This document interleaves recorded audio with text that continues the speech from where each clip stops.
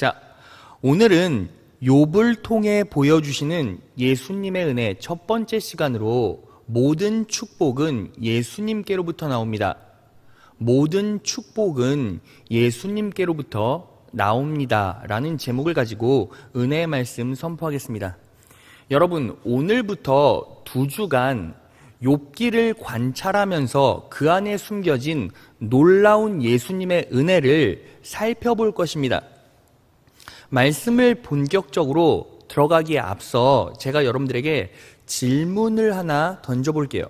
여러분, 욥기 하면 딱 생각나는 성경 구절이죠.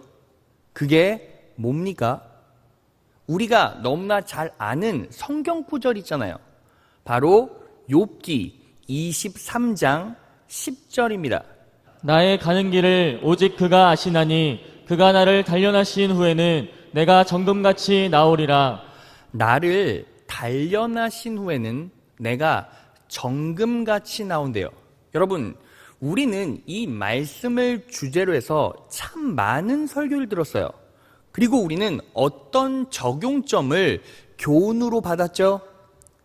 하나님께서 허락하시는 고난이 있다. 그 고난은 우리에게 연단이고 훈련이다. 그래서 그 고난을 잘 버텨내면 결국 축복받는다. 이러한 말씀을 참 많이 들었어요. 자, 그래서 욥은 어떤 축복을 받았습니까? 자, 욥기 42장 12에서 13절이에요. 주님께서 욥의 말년에 이전보다 더 많은 복을 주셔서 욥이 양을 14,000마리, 낙타를 6,000마리, 소를 1,000결이, 나귀를 1,000마리나 거느리게 하셨다. 그리고 그는 아들 7과 딸 3을 낳았다. 이렇게 나와 있어요. 여러분, 욥이 어떤 고난을 받았습니까? 사단이 욥에게 고난을 줬죠. 그래서 재산도 다 사라지고 종도 자식도 전부 다 죽었어요. 자신의 피부에는 악창이 생겨서 돌이킬 수 없는 고통을 맛보았죠.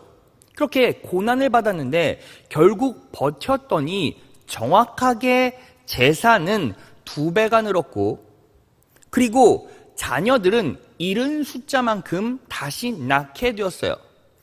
그런데 여러분, 여기서 가만히 생각해 보세요. 여러분, 이건 분명히 축복이 맞습니다. 그런데 욥이 정말 만족할 수 있는 축복일까요? 여러분, 저는요 그렇게 생각하지 않습니다. 왜냐하면 이유가 있어요. 여러분, 저에게 딸이 둘이 있어요. 예은이가 있고 채은이가 있는데 그 둘이 갑자기 죽었습니다. 그리고 나서 죽은 후에 딸 둘을 똑같이 더 얻었어요. 그러면 그것 자체가 저에게 축복이 될 수 있습니까? 물론 없는 것보단 낫지만 저는요 예은이, 채은이 죽은 것 때문에 너무 고통스럽고 마음이 메일 것 같아요. 욥도 마찬가지죠. 아들 7에 딸 3이 있어요. 다 죽었습니다. 다 몰살당했어요. 그런데 10명의 자녀가 생겼다고 해도 그것이 만족할 만한 축복이 될 수 있을까요? 그러기는 쉽지 않다는 거잖아요. 자, 그러면 이게 무슨 뜻입니까? 이 욥기라는 책 안에는 이러한 적용점 외에 다른 의도가 숨겨져 있다는 거예요. 그래서 오늘부터 다음 주까지 2번의 설교를 통해서 4개의 영적 원리와 진리를 알아볼 거예요.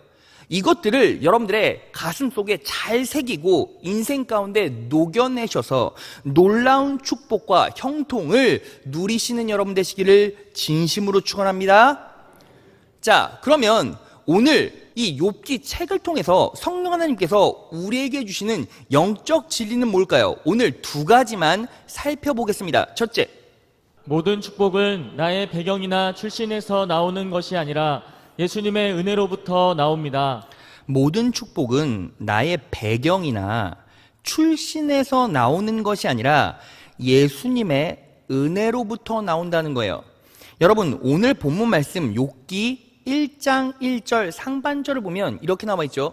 우스 땅에 욥이라는 사람이 살고 있었다. 여러분, 욥이라는 이름의 뜻이 뭔지 아십니까? 세 가지 의미가 있어요. 첫째는 아버지가 없는 자, 둘째는 고난받은 자, 셋째는 원수된 자라는 뜻이에요. 우리가 잘 기억해둬야 돼요.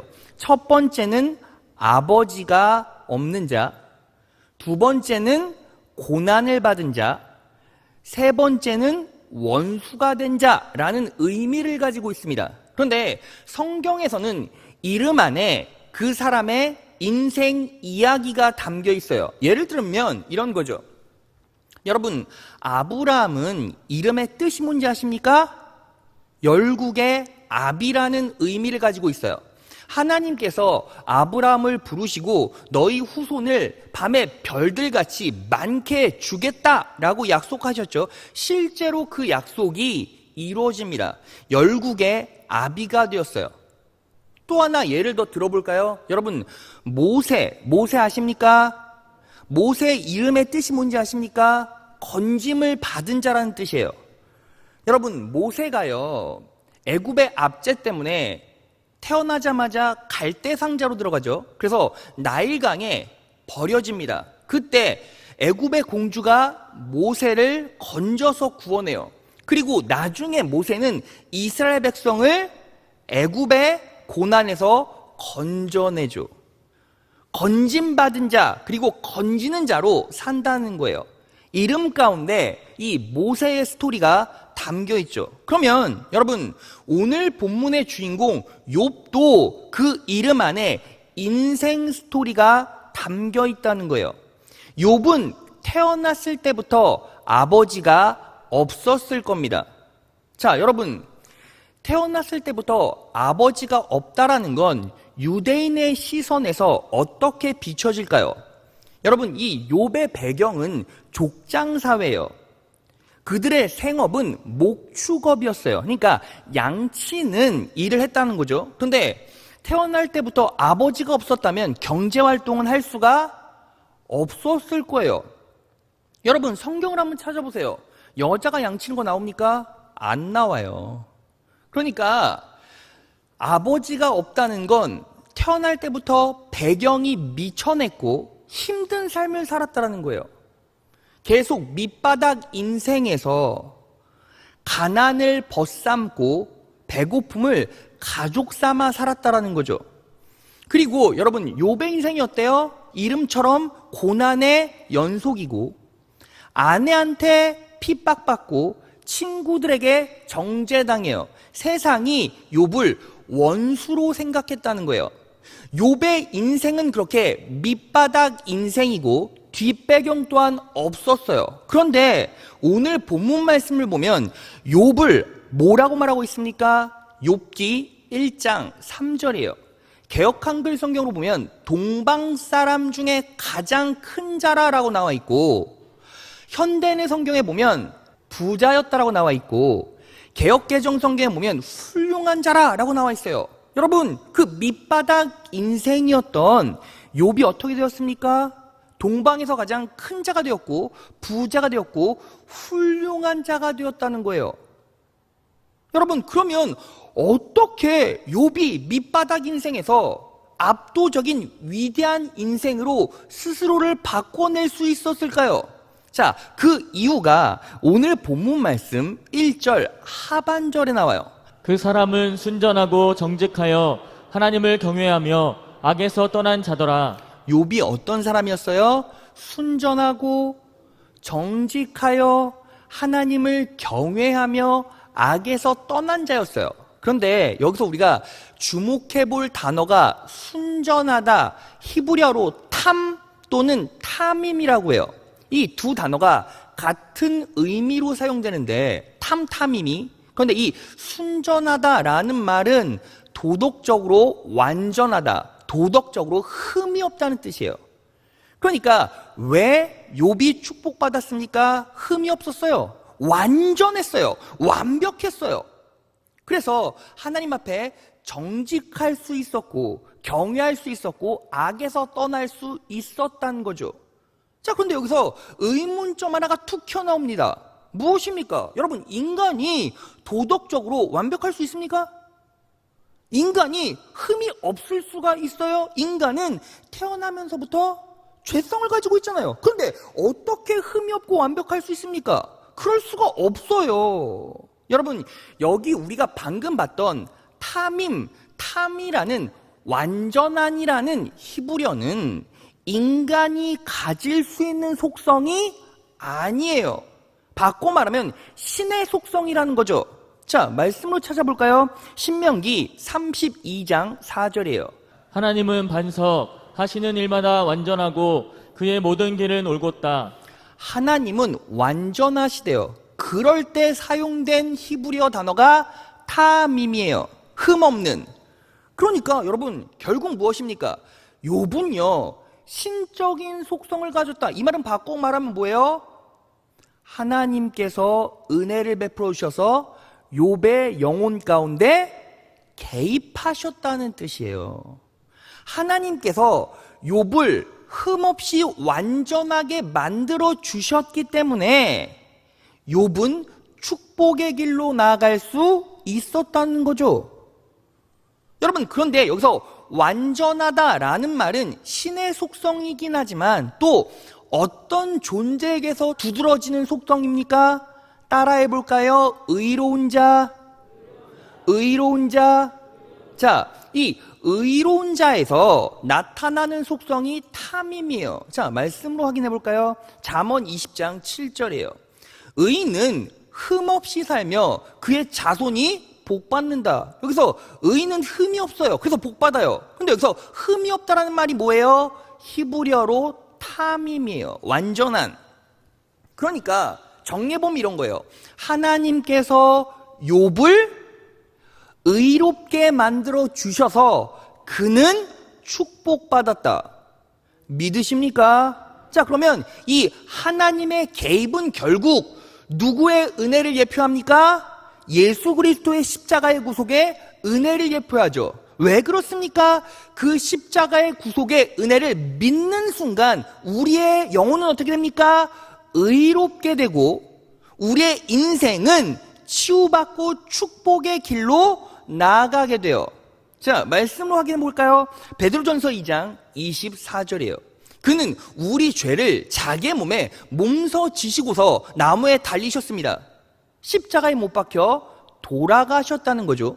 그것은 우리가 죄는 죽고 의에는 살게 하시려는 것이었습니다. 의에 산다는 게 무슨 뜻입니까? 의롭게 되었다는 거예요. 예수님께서 십자가에 못 박혀 돌아가심으로 우리의 영혼은 의롭게 되었어요. 믿으십니까? 자, 그리고 어떻게 되었습니까? 그가 매를 맞아 상함으로 저와 여러분이 나음을 얻었습니다. 육체적인 축복을 말하죠. 그래서 예수 그리스도의 십자가의 구속의 은혜는 우리에게 무엇을 줍니까? 영혼은 의롭게 되고 육체는 건강하게 되고 삶에서는 축복받습니다. 믿으십니까? 여러분, 그래서요, 다른 종교는 자꾸 뭐 하래요? 구원받으려면 이것 하래요, 저것 하래요, 뭔가 일을 열심히 하래요. 그런데 기독교는요, 복음의 정수, 진수는 무엇입니까? 오직 예수만으로 된다는 거예요. 믿으십니까? 십자가의 은혜만으로 된다는 거예요. 믿으십니까? 그래서 그리스도인은 어떻게 사는 존재입니까? 예수만으로 사는 존재예요. 예수만으로 사는 존재예요. 예수만으로 사는 존재예요. 믿으십니까? 예수밖에 없습니다. 예수밖에 없습니다. 예수밖에 없습니다. 예수를 믿을 때 능력이 생깁니다. 예수를 믿을 때 형통합니다. 예수를 믿을 때 축복받습니다. 예수를 믿을 때 영혼이 잘 되고 육신이 잘 됩니다. 근데 여기에서 문제가 하나 있죠. 예수 믿으신 분 아멘? 그럼 여러분들은 영혼이 잘 되고 축복받아야 돼요. 그런데 우리 삶을 가만히 살펴보면 어때요? 고난이 있잖아요. 그렇지 않습니까? 고난이 있잖아요. 그런데 이 고난의 이유가 있어요. 성경에서는요, 고난의 이유를 정확하게 세 가지로 구분해요. 자, 먼저 앞에 두 가지를 살펴보면 첫 번째는 욕심에 기인된 고난이에요. 자, 야고보서 1장 15절로 갑니다. 오직 각 사람이 시험을 받는 것은 고난을 받는 것은 자기 욕심에 끌려 미혹됨이니라고 나와 있어요. 그래서 16절에 뭐가 나오죠? 욕심이 잉태하여 죄를 낳고 죄가 장성하여 사망에 이르느니라 라고 나와 있는 거예요. 그러니까 욕심이 무엇을 불러요? 고난을 부른다라는 거죠. 자, 그리고 두 번째는 뭐예요? 예수 그리스도의 영광을 위한 고난이에요. 베드로전서 4장 13절입니다. 오직 너희가 그리스도의 고난에 참여하는 것으로 즐거워하라. 이는 그의 영광을 나타내실 때에 너희로 즐거워하고 기뻐하게 하려 함이라. 그리스도의 고난에 참여하면 어떻게 됩니까? 그의 영광을 나타내실 때 너희로 즐거워하고 기뻐하게 하려 함이니래요. 자, 그러니까 이게 무슨 뜻입니까? 예수 그리스도를 위한 고난, 예수 그리스도의 영광을 위한 고난이 분명히 있다라는 거고, 그 고난을 겪어내면 결국 기뻐하고 감사하는 일이 일어난다는 거예요. 여러분, 여기서 우리가 분명히 정리할 게 있어요. 하나님은요, 하나님의 나라를 스스로 세워가십니다. 믿으십니까? 그런데 그 나라를 세우실 때 사람을 통해서 세우세요. 그런데 이 하나님 나라를 세우실 때 어떤 방법을 사용하십니까? 축복을 주세요. 그래서 하나님 나라를 위해서 헌신하고 순종하는 자들에게는 그 당대의 복을 받고 자손도 잘 됩니다. 믿으십니까? 여러분, 가장 강력한 예가 누구예요? 여러분, 인간 중에서 어떤 존재가 축복의 시작점이 되죠? 아브라함이죠, 아브라함. 여러분, 아브라함은요, 자기 자식까지 하나님께 바치는 순종과 헌신을 했어요. 그래서 당대 축복받고 아들은 어떻게 됐습니까? 창세기 26장을 보면 이삭은 100배의 축복을 받아요. 그리고 야곱은요, 야곱의 후손 중에 요셉이 나오죠. 요셉은 한나라의 정점에 서는 자가 되었어요. 그리고 이 아브라함의 족보에서 왕들이 쭉 나오죠. 여러분, 그래서 우리는 무엇을 정리해야 합니까? 우리가 축복받기 위해서는 무엇을 더불어 받아야 돼요? 그리스도를 위한 고난도 감수해야 된다는 거죠. 여러분, 우리 교회 공동체를 보면요, 이런 분들이 참 많이 있어요. 뭐 예를 들어서 바깥에서 주차 봉사하시는 장로님, 안수 집사님들 계시죠? 한여름에는 땀을 뻘뻘 흘리고 겨울에는 손을 비비면서 그렇게 주차 봉사를 하세요. 그리고 재정위원회에서 헌신하시고요. 여러분, 오늘 이렇게 예배당에 들어올 때 안내하시는 권사님, 집사님들 계시고요. 헌금위원도 있고요. 성가대도 있고요. 교사도 있고요. 구역장도 있고요. 그런데 그분들은요, 다 뭐 하시는 분들이에요? 하나님의 영광을 위해서 고난받는 분이잖아요. 힘들잖아요. 여러분, 그러면 그분들은요, 하나님께서 가만히 두십니까? 아니요. 당대에 축복받고 후대도 잘 된다는 거예요. 그 증거가 누구입니까? 저예요. 여러분, 저는요, 능력이나 실력이 있어서 이 자리에 서 있는 게 아닙니다. 아버지의 열정적이고 오직 예수만 바라보는 이 사역이 있었고, 평생 뒤도 안 돌아보고 하나님 일이라면 솔선수범하고 목숨을 거셨어요. 그리고 어머니는요, 제 뒤에서 그렇게 눈물 뿌려 기도하셨어요. 그러니까 저라는 존재가 있는 겁니다. 여러분, 저는요, 그래서 하나님 앞에 온전히 헌신합니다. 순종합니다. 왜요? 제 자녀들이 다음 세대로 서야 되니까요. 여러분, 분명히 기억하십시오. 하나님께서 복 주셔야 내가 살고 가정이 삽니다. 믿으십니까? 그러면 그리스도의 고난에 감사함으로 참여해 보세요. 놀라운 일이 일어납니다. 축복의 원리예요. 자, 그러면 제가 정리를 해드렸죠. 고난은 두 가지가 있어요. 첫 번째는 욕심에 긴된 고난이 있죠. 그리고 두 번째는 예수 그리스도를 위한 고난이 있어요. 그런데 그 두 가지를 제외하고도 고난이 하나 더 있어요. 여러분 보세요. 제가 알고, 여러분들이 알고, 여러분들의 신앙 양심이 알고, 하나님이 아시죠? 뭐를요? 여러분들이 왜 고난받는지. 내 욕심에 기인됐다. 여러분들이 알 거예요.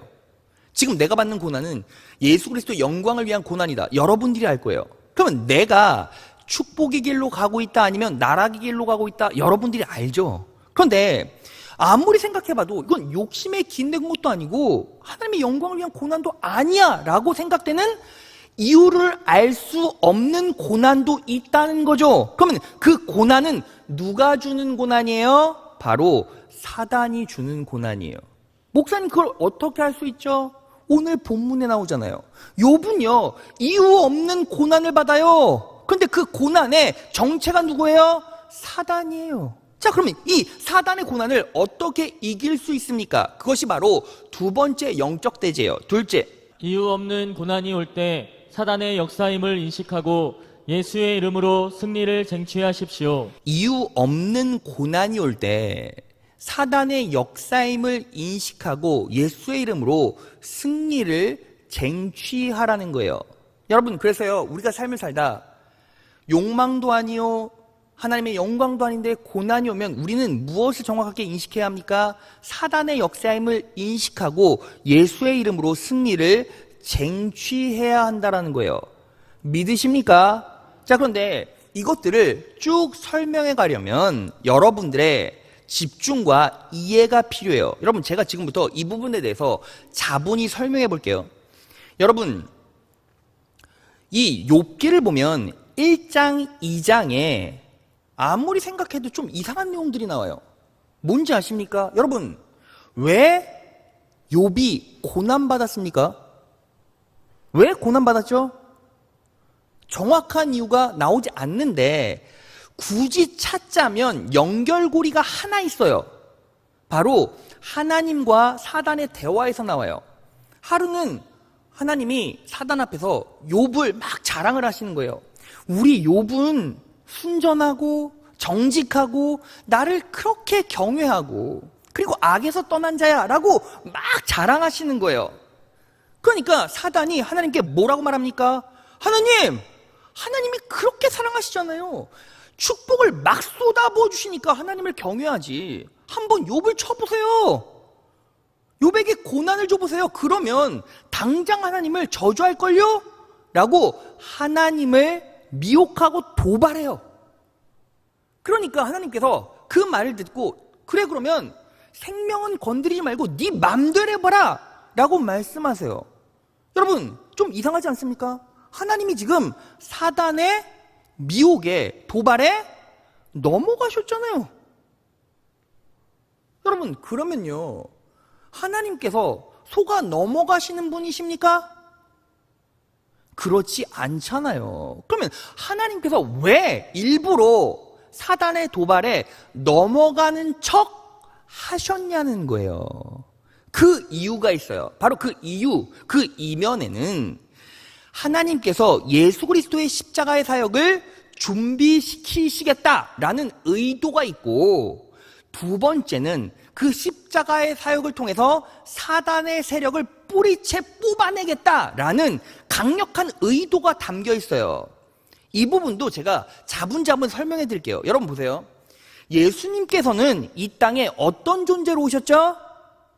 100% 인간으로 오셨어요. 만약에 예수님이 신적인 능력을 가지고 이 땅에 왔다면 십자가의 사역은 사기고 거짓말이라는 거죠.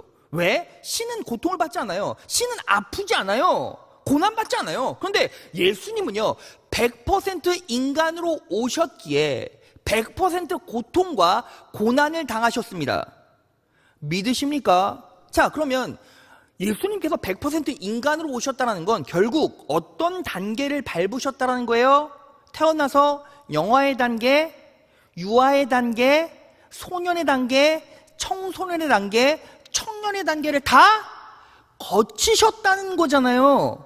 자, 그러면 어린 예수님께서 인생을 살다가 한 번쯤은 궁금한 점이 있었겠죠. 그 궁금증이 무엇입니까?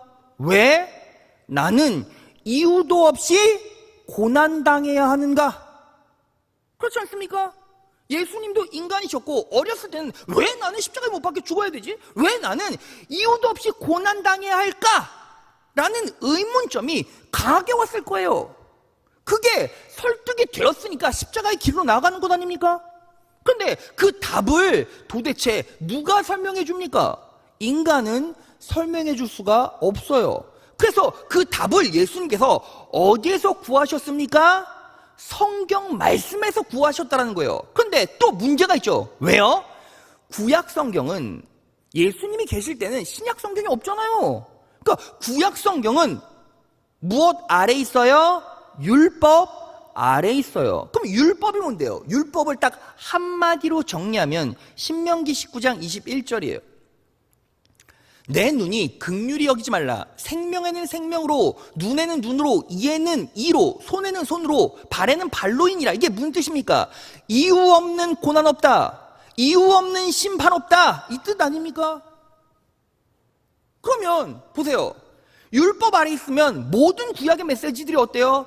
이유 없는 고난 없다. 이유 없는 심판 없다. 이걸 계속 얘기하고 있는데 예수님께서 궁금하신 점이 뭐예요? 왜 나는 이유 없이 고난당해야 하는가? 이거잖아요. 그런데 유일하게 이유 없는 고난을 설명하고 있는 성경이 뭐예요? 바로 욥기라는 거예요. 그래서 예수님께서는 이 욥기를 통해서 무엇을 보셨어요? 자기를 보신 거예요. 우리는 욥기를 통해서 예수 그리스도의 십자가의 은혜를 바라보지만 예수님은 욥기를 통해서 자기 자신을 봤다는 거죠. 이 욥을 통해서 자기 자신을 봤다. 그 증거가 있습니까? 처덕처덕 쌓여 있죠. 여러분, 하나님의 치밀한 계획 속에서 하나님은 예수님에게 이유 없는 고난, 이것들을 이 욥의 이야기를 통해 설명하고 싶으셨던 거죠. 여러분, 제가 증거를 대볼게요. 여러분, 제가요 처음에 서두에 욥의 이름의 뜻이 뭐라고 했죠? 첫 번째, 아버지가 없는 자. 두 번째, 고난받은 자. 세 번째, 원수가 된 자. 여러분, 예수님께서는 태어나면서부터 누가 없었어요? 아버지가 없었죠. 왜요? 성령으로 잉태되셨으니까. 두 번째, 예수님은요 십자가의 고난을 당하셨을 때 세상에 뭐가 되셨어요? 원수가 되셨죠. 십자가 사역 그 자체가 뭐예요?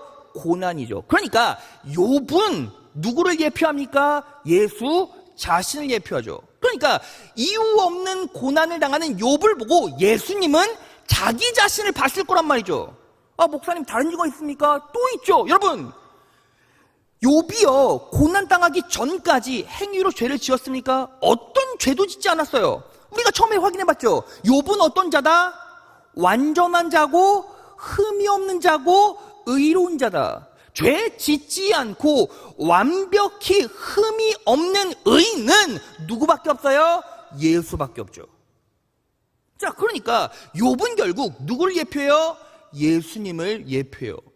자, 그러면 여기서 우리는 무엇을 유추해 볼 수 있습니까? 완벽한 하나님의 은혜. 하나님께서 왜 도발에 넘어가신 척한 거죠? 여러분, 사단은요 도발에 넘어간 하나님을 보고 이번에야말로 내가 하나님을 속였구나, 속으로 막 기뻐했을 거예요. 그런데 하나님께서는 예수님이 오시기 수천 년 전부터 뭐 하신 거예요? 십자가 사역을 준비하셨고, 그리고 참고 기다리시면서 그 십자가 사역을 통해 사단을 물리칠 준비를 하신 거예요. 믿으십니까? 그리고 어린 예수님은 어느 순간 내가 왜 이유 없는 고난을 당해야 하는가, 이 문제에 직면했을 때 이 욥의 이야기를 통해서 예수님은 답을 찾고 드디어 십자가의 길로 나갈 수 있게 된 거죠. 믿으십니까? 여러분, 그래서요 하나님과 예수님의 공통점이 있어요. 여러분, 예수님께서 욥기를 보면서 무엇을 직관하셨을까요? 나도 이제 이유 없이 사단의 시험을 받겠구나. 예수님께서 십자가의 길을 본격적으로 걸어가시기 전에, 공생의 사역 전에 어떤 일을 당하십니까? 사단에게 시험당하세요. 똑같죠. 그런데 하나님도 예수님도 어떻게 하셨어요? 여러분, 생각해 보세요. 욥은 하나님께 어떤 존재였습니까? 사랑의 존재였잖아요. 그런데 사단이 욥을 흔들고 막 고난을 주면 그냥 하나님께서 열받으면 사단 지려 밟아서 끝장낼 수도 있었어요. 그렇지 않습니까? 예수님도요 시험 받으실 때 열받으면 사단아 죽어버려 하고 끝장낼 수 있었어요. 그런데 뭐 하셨어요? 기다리셨어요. 사단은 죽지 않았죠. 자, 보세요. 누가복음 4장 13절을 보면 마귀가 예수님을 시험한 후에 모든 시험을 다 한 후에 얼마 동안 떠나니라 죽지 않았어요. 그런데 예수님은 직감하셨을 거예요. 아, 이제 내가 십자가의 길을 걸어가야 하는 명분, 이게 뭐예요? 사단을 끝장내시겠다는 거예요. 그래서 십자가의 놀라운 은혜가 무엇입니까? 예수님께서 십자가에 못 박혀 돌아가심으로 사단은 지려 밟혔어요. 믿으십니까? 그래서 고린도전서 2장 15절입니다. 그리스도께서는 사탄의 권세를 짓밟아 십자가로 승리하셔서 그것을 사람들에게 보여주셨습니다. 사탄의 권세를 짓밟아 무엇으로? 십자가로 승리하셔서 사람들에게 보여주셨대요. 자, 그러면 그 사람이 누구예요? 우리잖아요. 그러면 우리가 인생을 살면서 이유 없는 고난이 왔을 때 우리는 무엇을 봐야 돼요? 예수 그리스도의 십자가의 구속의 은혜를 바라보면서 뭐 하는 거예요? 예수의 이름으로 선포하는 거예요. 믿으십니까? 자, 그래서요, 예수님께서 제자들에게 이렇게 말씀하세요. 마가복음 16장 17절. 믿는 자들에게는 이런 표적이 따르리니 곧 저희가 내 이름으로 귀신을 쫓아내며 내 이름으로 귀신을 쫓아내며 새 방언을 말하며 라고 나와 있어요. 여러분, 여기서 사단을 이기는 영적 진리는 두 가지예요. 첫 번째, 예수의 이름으로 선포하는 거예요. 그리고 두 번째, 새 방언을 말하는 거예요. 이 말은 무슨 뜻입니까? 새 방언을 말하라는 말은 성령 하나님께 이끌려 기도라는 거예요. 자, 여러분 확인해 볼게요. 여러분 사도행전 16장 18절을 보면 바울이 귀신 들린 점집 여종을 구원할 때 이렇게 말해요. 그 귀신에게 이르되 예수 그리스도의 이름으로 내가 내게 명하노니 그에게서 나오라니 귀신이 즉시 나오니라. 그러니까 우리 뭐 하는 겁니까? 우리 삶에 이유 없는 고난이 있어요. 그게 욕망도 아니고 하나님의 영광을 위해서도 아니라면 우리는 즉각적으로 무엇을 인식해야 합니까? 사단이 역사하고 있구나. 그러면 우리는 뭐 하는 거예요? 예수의 이름으로 명하노니 사단의 세력은 물러갈지어다. 그러면 그냥 사단은 물러가는 거예요. 왜? 이미 진 상태이니까. 예수의 이름 앞에 무릎 꿇은 상태이니까. 그리고 또 하나가 무엇입니까? 사도행전 2장 4절을 보면 저희가 다 성령의 충만함을 받고 성령이 말하게 하심을 따라 다른 방언으로 말하기를 시작하니라. 초대교회 성도들이 성령 충만할 때 기도할 때 방언 받았어요. 근데 그 방언의 시체는 뭐예요? 그냥 무조건 모르는 소리로 막 랄랄랄라 하는 게 아니라 성령 하나님께서 이끌어 주시는 대로 기도하는 거예요. 여러분 이건 너무너무 중요해요. 보세요. 우리가 기도해요. 여러분들도 기도하잖아요. 근데 우리는 기도할 때 어떻게 기도합니까? 내 의지를 먼저 하나님께 피력하죠. 하나님 사업 잘 되게 해주시고 건강하게 도와주시고 자녀가 잘 되게 도와주시고 이런 기도를 막 해요. 그런데 이런 기도로 끝나면 절대로 사단에게 이길 수가 없어요. 어떻게 기도해야 합니까? 성령 하나님께서 내 입술을 붙잡아 주실 때까지 기도해야 돼요. 이게 무슨 뜻이냐면 여러분 혹시 이런 경험 있으십니까? 내 의도와는 상관없이 하나님의 뜻대로 기도하는 순간이 분명히 있어요. 그런데 이 기도는요 단지 5분 10분에서 나오는 기도가 아니에요. 처음에 5분 10분은 내 의지와 내 맘대로 내가 하고 싶은 기도 막 해요.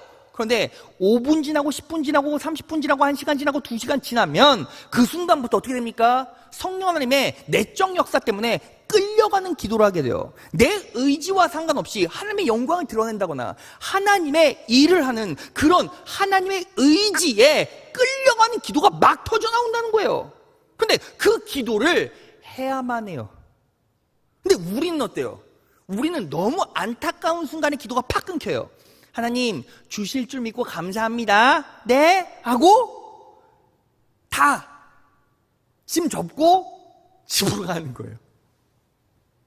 여러분 그렇게 유아적인 단계의 기도는 이제 끝내시고 하지 말라는 게 아니라 하다 보면 성령 하나님께서 내 입술을 붙잡아 주시는 때가 분명히 오거든요. 그럼 그때까지 기도하세요. 그러면 하나님께서 방법을 찾게 도와주시고 지혜를 주시고 그 기도 가운데서 답이 들릴 때가 있고 그 기도의 응답 때문에 하나님의 놀라운 신비가 드러날 때도 있어요. 여러분 그래서 우린 뭐 해야 합니까? 하나님께서는 놀라우세요. 수천 년 전부터 사단의 세력을 몰아내고 예수님을 설득하여 십자가의 사역에 감당할 수 있도록 그렇게 친절하게 치밀하게 계획하시고 준비하셔서 결국 십자가에 못 박혀 돌아가셨고 그 놀라운 은혜는 누가 누리게 돼 있어요? 우리가 누리게 돼 있다고요. 말씀 정리해 보겠습니다. 여러분, 오늘 메시지는 욥을 통해 보여주시는 예수님의 은혜 첫 번째 시간으로 모든 축복은 예수님께로 나옵니다라는 제목으로 말씀을 선포했어요. 여러분, 우리가 인생을 살다 보면 고난이 와요. 고난 안 당해본 분들 없죠? 근데 우리는 이 고난이 어디에서부터 오는지 몰라요. 그런데 세 가지 안에 전부 있죠. 첫째, 내 욕망 때문인가? 여러분들이 영적으로 점검해야 되죠. 내 욕심이 녹아있는가? 그러면 내 욕심이 녹아있으면 회개하세요. 돌이키세요. 그리고 그렇게 하지 마세요.